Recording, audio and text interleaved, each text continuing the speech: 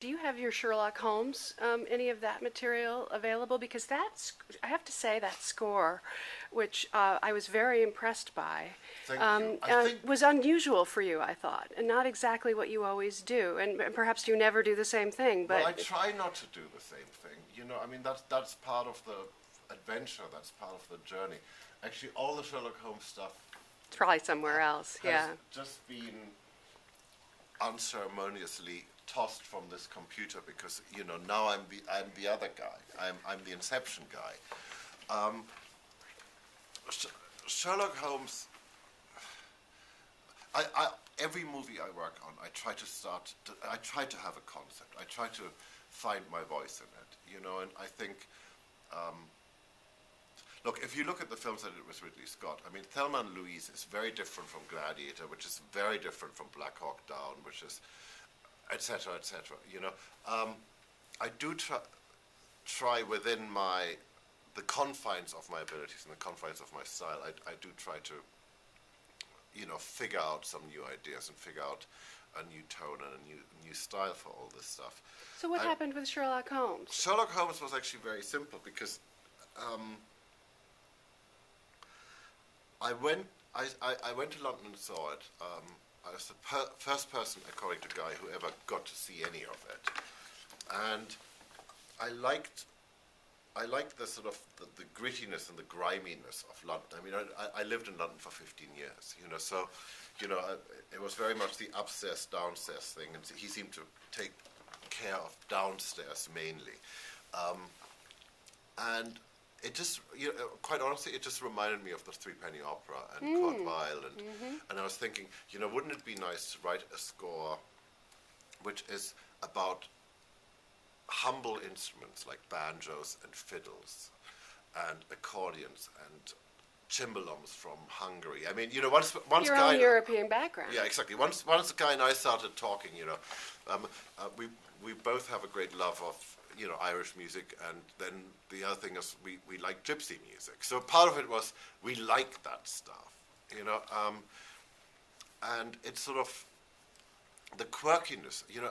It was really important for me to figure out a way of saying right at the beginning of the movie, you can have a bit of a smile here. Yes, you can have a bit absolutely. of a laugh, because actually our first scene is very dark.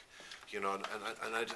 Well, the visuals, as you say, are fairly grim. They're dark, and but at the same time, I was thinking about the virtuosity, as opposed to having a huge orchestra, which becomes this very homogeneous sound. I mean, that's the nature, really, of it, which functions beautifully under dialogue, etc. I really wanted to have the virtuosity of soloists and individual players, because I felt that was a little bit like the synapses firing in Holmes's brain, and really, at the end of the day, I wanted the adventure to take place in the mind of the main character. So make thought into action, make the thinking process, make the process of deduction thrilling and as exciting as a car chase, and. Being a musician, oddly enough, I love other musicians. I love when somebody plays really well. So I managed to find all my friends from all over the world. My main violinist, Alexei Gutzman, is from Russia, lives in Vienna. My other violinist, Anne-Marie Calhoun, is from Virginia. Our bassist Diego is from Italy. I mean, we were a we were a fairly international bunch that also found ourselves in a place in London finally. And